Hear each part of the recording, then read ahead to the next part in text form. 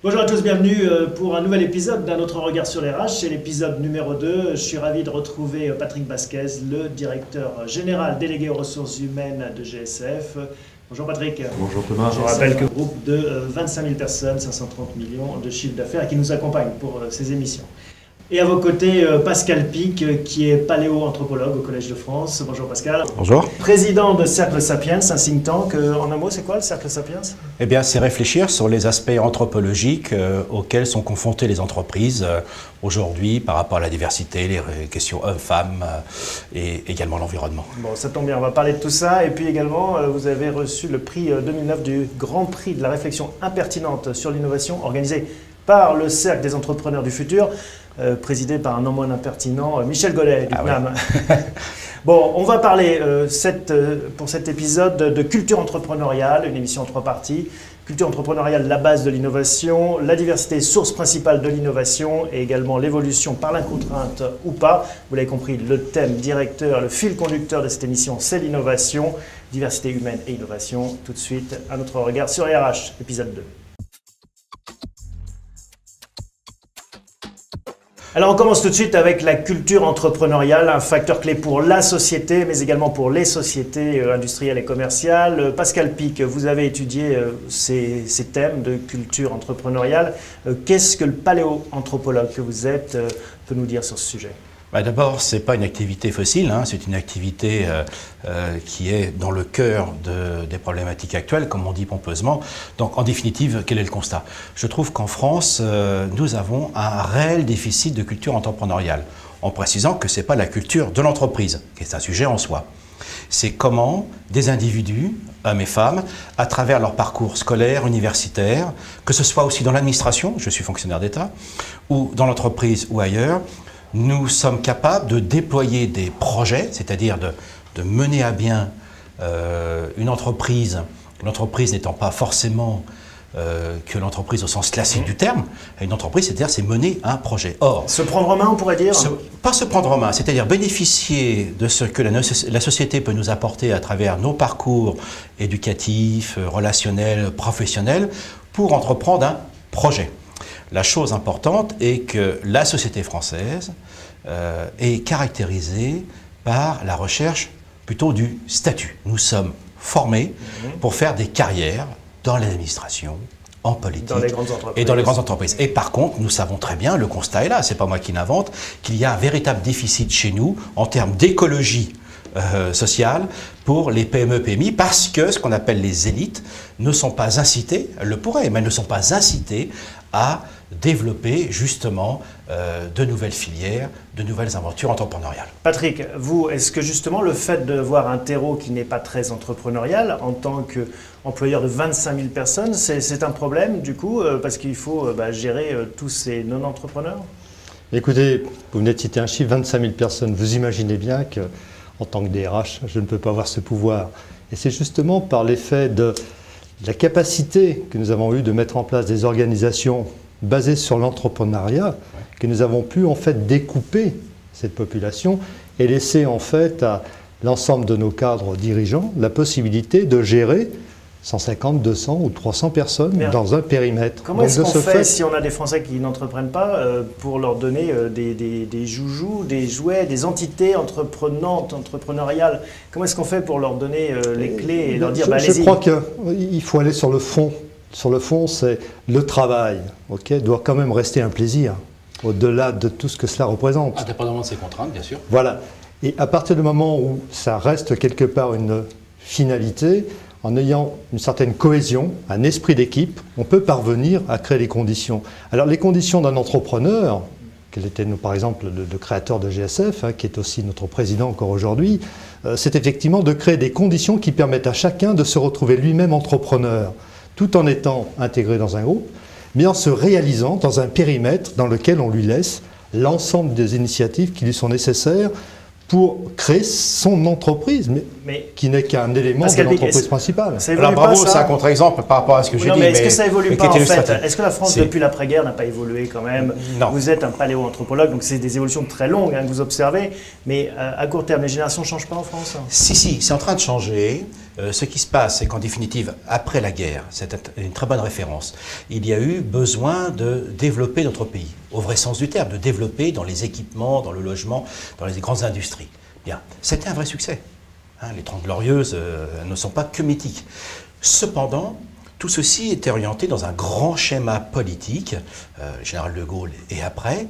Ce qui se passe aujourd'hui, nous avons un changement important qui ne néglige pas le passé. Le paléanthropologue qui est là vous dira que nous ne descend pas du singe, nous sommes des singes. Ce qui veut dire que tout en restant des singes, nous sommes devenus des hommes. Donc évoluer, ce n'est pas faire abstraction du passé. C'est comment on construit sur des enjeux d'avenir. Alors Patrick, vous, quelle évolution vous avez vue parmi les employés de GSF au cours de ces 20-30 dernières années? Évolution en tant que telle, je pense que globalement, les mêmes éléments animent les hommes depuis l'origine de mon activité dans l'entreprise. Je retrouve les mêmes éléments qui donnent la volonté aux personnes de se réaliser. Alors on va dire c'est dans l'intérêt de l'entreprise, c'est dans leur propre intérêt.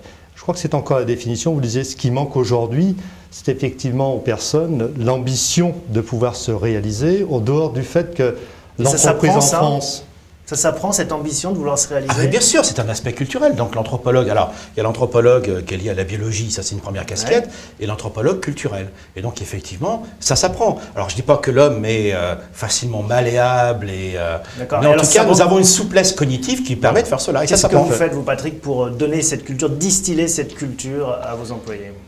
Je crois qu'il faut rester quand même sur des éléments de base. Je crois qu'il faut garder des notions de valeur. Alors je ne vais pas revenir aux notions que vous évoquiez tout à l'heure, qui étaient du passé, mais dans tous les cas de figure, ce n'est pas contre le modernisme. Garder des valeurs, garder des références, c'est ce qui permet à tout à chacun d'être cadré dans son quotidien, et à partir de là, de se dire « je suis un professionnel », ne pas l'utiliser que sous un aspect marketing, mais réellement redécouvrir ce qu'est un professionnel dans son activité. Je respecte. Respecter pour un manager, ce sont des éléments clés et qui sont des notions de principe de fond. À partir du moment où on est capable d'intégrer ces données, je pense qu'on est capable d'amener dans la relation entre les hommes par rapport au travail et à la société, ce qui va permettre de réussir. Voilà donc ce qu'on pouvait dire sur la culture entrepreneuriale. On se retrouve dans un instant pour parler de la diversité qui fait aussi partie de l'innovation. On arrive tout de suite à la partie diversité. Alors, on va parler de la diversité et de l'innovation, faire émerger les différences, évolution, innovation. Pascal Pic, ça c'est un thème qui vous tient à cœur. Ben oui, parce que le darwinien que je suis, nous sommes en 2009, qui est l'année Darwin, quel a été le grand apport de Charles Darwin? C'est de montrer que les différences ne sont pas des écarts à la norme, mais des sources d'innovation. Et ça, c'est un problème culturel de fond, parce que la société française est intrinsèquement, culturellement, mais ça ne veut pas dire que ça ne peut pas changer, lamarckienne. C'est-à-dire qu'en fait, on considère qu'il y a une norme et ce qui s'en écarte est un peu du bruit, n'est pas de l'utilité. C'est la culture républicaine, on pourrait dire. Enfin, la culture républicaine à la française.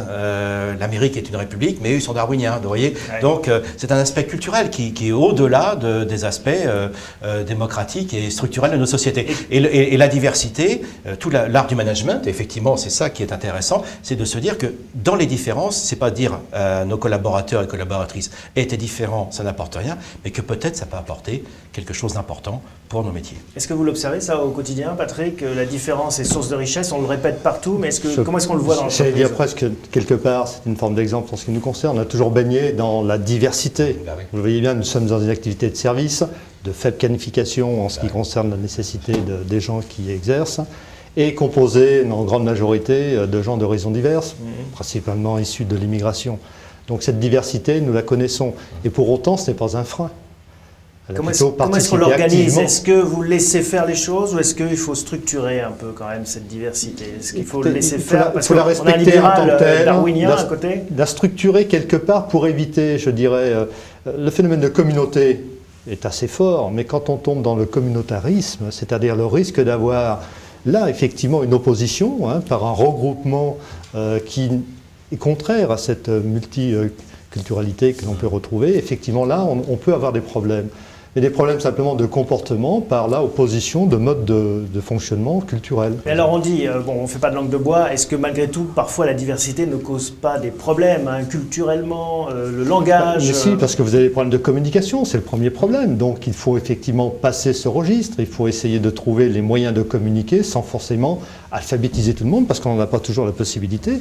Donc il faut aussi se plier à cette notion-là et s'assurer que la compréhension, puisque c'est l'objectif final, si on veut partager, il faut qu'il y ait compréhension, eh bien, ce soit bien fait. Donc le rôle de nos managers est de s'efforcer justement de tout mettre en œuvre pour être compris et faire comprendre l'objectif. Et à partir de ce moment-là, les gens savent s'organiser, vous savez.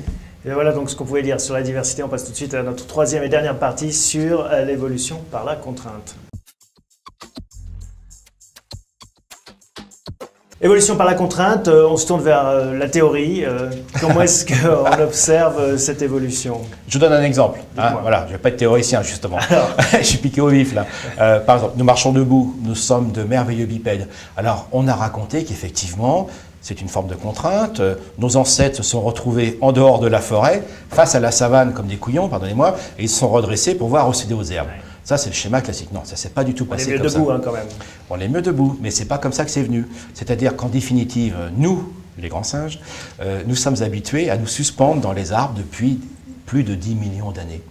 Donc ce qui a été sélectionné, c'est la capacité de se suspendre aux branches et de grimper verticalement le long des troncs d'arbres. Tout ça, c'est dans la verticalité. Et puis, vous avez quelque chose qui est apparu comme cela, mais comme une option sur une voiture, pardonnez-moi, hein, c'est du terre-à-terre, mais c'est la théorie de l'évolution, c'est-à-dire l'aptitude à marcher debout. Donc l'aptitude à marcher debout n'est pas apparue parce qu'il fallait marcher debout, mais simplement parce qu'elle faisait partie de la plasticité, de la variabilité, si je puis dire, de nos répertoires locomoteurs. Donc, le défi pour les managers, c'est à partir des registres que l'on a sur les compétences des personnes, sur les métiers et les tâches qu'on leur assigne, de se dire que peut-être ils ont quelque chose dans leur répertoire de compétences qui est peut-être l'équivalent de la bipédie. Donc la contrainte pour se suspendre dans les arbres a été une source d'innovation qui est marcher debout. Alors Patrick, comment est-ce qu'on repère ceux qui se tiennent debout? Grande question. S'il y avait effectivement une recette aussi évidente que l'étude qui a amené à faire ce constat, ce serait merveilleux pour les entreprises. Ouais. Je crois que c'est de rester effectivement en éveil, à l'écoute, en observation. Et je crois que les événements créent souvent les conditions qui font émerger les comportements. Ça, c'est très darwinien. Ben oui, parce que le monde de l'entreprise, ça n'est qu'une succession de contraintes, d'adaptation aux besoins de la technologie, du client, du marché en fait. On appelle ça le marché. Les entreprises en fait ont pour vocation de s'adapter à leur marché. Mais pour autant, ce n'est pas la vocation d'une rencontre à certains moments pour dire tiens, comment est-ce qu'on fait aujourd'hui pour s'adapter à notre marché. C'est un élément qui est vivant, permanent, quotidien. Et à partir de là, c'est tout le système de l'entreprise qui doit être à l'écoute de ce marché pour pouvoir réagir et s'adapter. Qu'est-ce qu'on peut dire des contraintes aussi qui guident ce darwinisme, qui vous guide aussi? Ça veut dire quoi? C'est-à-dire que trop souvent, d'un problème plus large, mais je suis un théoricien, vous l'avez dit, sur le développement durable. Au départ, par les entreprises, c'était perçu comme une contrainte supplémentaire. Oui. Ça l'est toujours un peu. Hein. Oui, mais beaucoup d'entreprises ont compris que c'était une source d'innovation. Oui. Et donc c'est ça. C'est donc de business en fait. Peut-être, oui, ça revient à cela pour vous. Mais c'est la finalité, moi, ça me pose strictement aucun problème. Et c'est ce que vous disiez à l'instant, cher Patrick, c'est qu'en définitive, le marché change, l'environnement change, et il peut se trouver que parmi vos collaborateurs, qui étaient d'ailleurs dans des situations où lesquelles ils exerçaient très bien leur profession, l'environnement change, le client, les conditions générales autour de l'entreprise, et des personnes qui vous semblaient peut-être moins aptes dans les conditions antérieures vont se révéler plus aptes, comme cette bipédie qui était non reconnue et non utile auparavant. Un mot de conclusion, Patrick, sur toute cette innovation et ce monde de contraintes auquel vous devez faire face. Bien, on redécouvre des origines scientifiques, ce qui nous apparaît, nous, au quotidien, comme quelque chose de beaucoup plus récent. En fait, on ne prend pas conscience de ce cheminement, mais c'est toujours que le monde est un éternel recommencement. C'est peut-être la notion de vitesse. Éternelle évolution.